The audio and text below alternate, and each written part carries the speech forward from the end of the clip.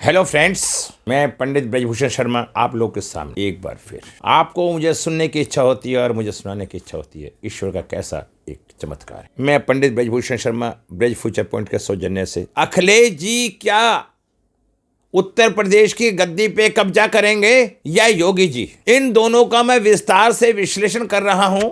आज मैं अखिलेश जी के बारे में बताने जा रहा हूं। दोनों ही शक्ति महाशक्ति हैं। जिस तरह से एक तरफ से अमेरिका और एक तरफ चीन, दोनों में कोई कमी नहीं है। और अब भगवान किसका साथ देगा, बस यही सोचने की इच्छा है। उसी के आधार पर मैं ज्योतिष आकलन करके आप लोगों को बताना चाहता हूं कि लखनऊ की गद्दी पे कौन पहुंच सकता है। सकारात्मक सोच हमेशा व्यक्ति को महान बनाती है और नकारात्मक सोच हमेशा आदमी को गड्ढे में ले जाती है। हर व्यक्ति ने अपना विश्लेषण अपने अपने हिसाब से किया। दोस्तों, मैं भी आप लोग के सामने इसका विश्लेषण कर रहा हूं। अगर आप लोग को अच्छा लगे तो मेरे चैनल को सब्सक्राइब करना, लाइक करना और अपने मित्रों तक पहुंचाना। और मैं ये दावा करता हूं 10 मार्च को मैं जिसके लिए भी मैं बोल रहा हूं वो गद्दी के सिंहासन पे विराजमान होगा। कम कोई नहीं होता, पर समय होता है बलवान। ग्रहों का असर सब पे पड़े, चाहे पशु हो या पक्षी हो चाहे इंसान। नर के हाथ में कुछ नहीं है, सब है ईश्वर के अधीन। दोस्तों, मैं आपको बता सकता हूं, सवाल ये नहीं है कि आप कितने सफल हो गए, सवाल ये है कि आप कितने सफल और हो सकते थे। प्रयास करने से आदमी महान बनता है और शांत रहने से आदमी वहीं के वहीं रह जाता है। अपनी इच्छाओं के अनुसार जब आदमी अपना वर्चस्व बढ़ाता है और सही कला से अपना जीवन का प्रदर्शन करता है या पथ पे चलता है तो महान कहलाता है। अखिलेश जी का जन्म 1/7/1973 का हुआ है। दोस्तों, इससे पहले मैं बताना चाहता हूं, हमारे अखिलेश जी भी 5 साल पद पूरा किया, मुख्यमंत्री पद पर रहे। और हमारे योगी जी ने भी पूरे 5 साल पूरे किए। राजयोग उनके पास भी, राजयोग इनके पास भी। उन्हें भी विरासत में सब कुछ मिला और यहां भी योगी जी को भी विरासत में सब कुछ मिला।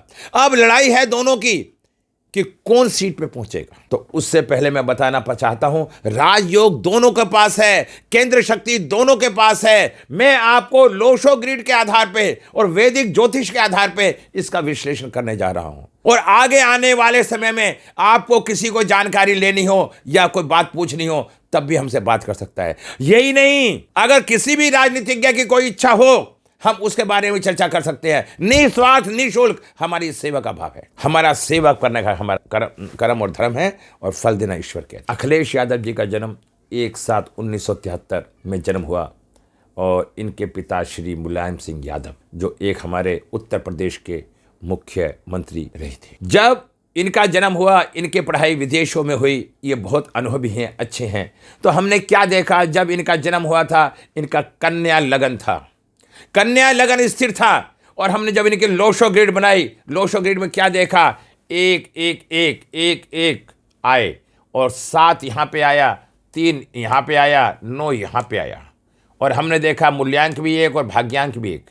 इनकी सेल्फ डेस्टिनी 90% है दोस्तों।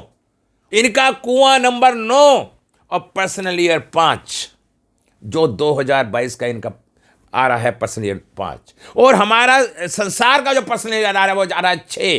तो 5 की और 6 की एक मित्रता है।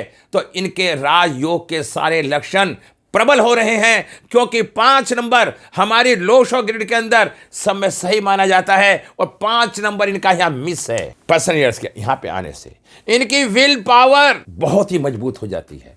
इनका केंद्र 357 इमोशनल भावना, जनता के प्रति इनका भाव बहुत व्याख्यान हो जाता है। जनता में इनके प्रति बहुत सहानुभूति और हमदर्दी विराजमान हो जाती है। यह कुदरत का कितना बड़ा करिश्मा है। 2022 इनके लिए कितना फायदेमंद साबित हो रहा है जब इनके पास यहाँ 5 नंबर आ जाता है और इनकी विल पावर प्रबल हो जाती है, भावनात्मक प्रबल हो जाता है और 5 नंबर बैलेंसिंग हो जाती है। अब हम देखते हैं इनके पास 1 नंबर 4 बार आ रहा है, मूल्यांक 1, भाग्यांक 1। 1 नंबर राजा के समान, इनका जीवन राजा के समान था। बड़े अच्छे परिवार में इनका जन्म हुआ और राजा की तरह इन्होंने अपना जीवन को यापन किया। देखिए, मूल्यांक 1 से भाग्यांक 1, जब ये आए पढ़ाई पूरी करके है जीवन चालू किया तो इनके पिताश्री ने इन्हें अपने हाथों से इन्हें गद्दी पे बिठाया।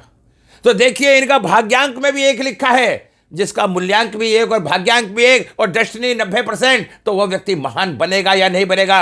आने वाले दिनों में मैं चैलेंज कर सकता हूं, ये राजनीति के अंदर बड़ी ऊंचाइयों पर पहुंचेंगे, अपने पिता को भी पीछे छोड़ देंगे जो जिस स्थान पे ये पहुंचेंगे। मैं फिर क्या देखता हूं, इनके पास 4 number miss, 8 number miss, 2 number miss और 6 नंबर मिस।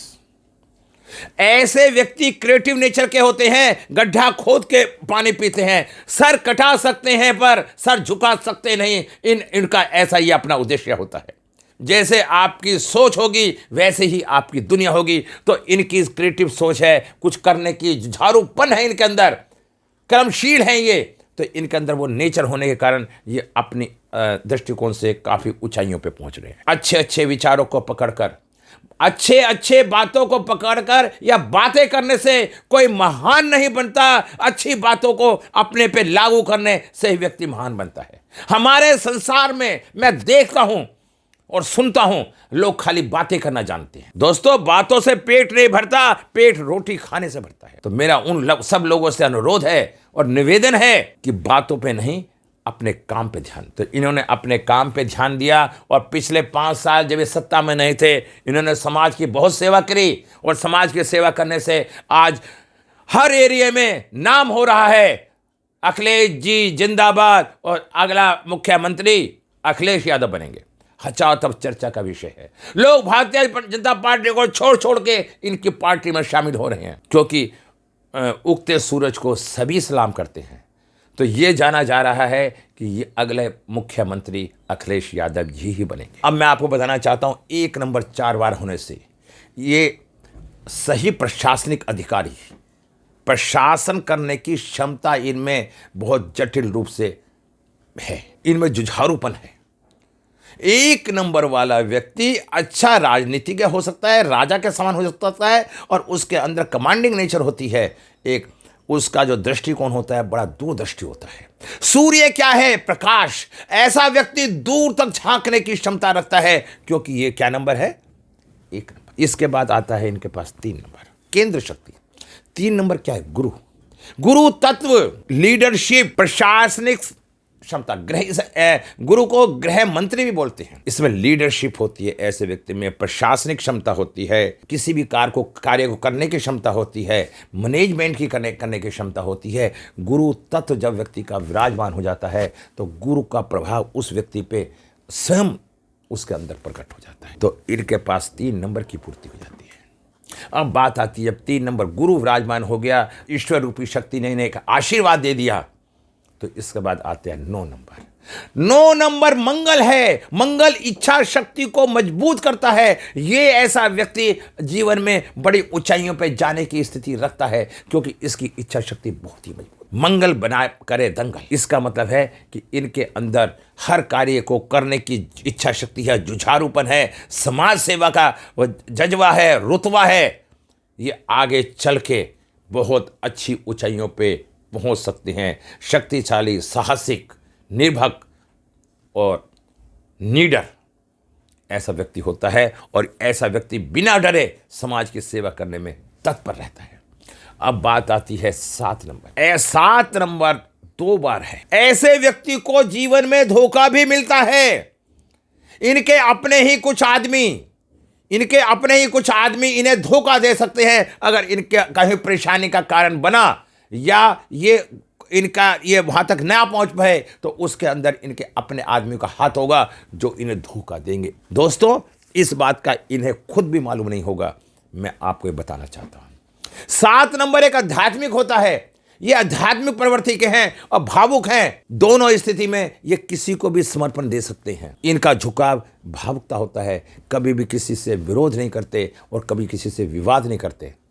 और इनकी कोई चीज चली भी जाए तो इन्हें देने में परेशानी नहीं मानते, क्योंकि 3 5 7 कंप्लीट हो रहा है। 7 और 7 14, 14 से बनता है, फिर 5 बनता है। तो यहाँ मैं देख रहा हूँ कि इनकी लोग भावनाओं का फायदा उठाने का प्रयास करें। इसके बाद मैं क्या देखता हूँ, 7 और 1। ये 7 और 1 ये बताता है कि ये एक तरह से रिसर्चिंग नेचर की है, खोज की प्रवृत्ति होती है, क्रिएटिव नेचर है, आध्यात्मिक नेचर है, और हर बात को नाप तोल के कार्य को करने में शक्ति रखते हैं। जब ये 1 नंबर पर आ गया केतु हमेशा व्यक्ति को ऊंचाइयों पे लेके जाता है। केतु के सामने गुरु और गुरु के सामने केतु है। गुरु ज्ञान का कारक है और केतु ऊंचाइयों पे ले जाने का कारक है। केतु शक्ति है 4 नंबर की कमी।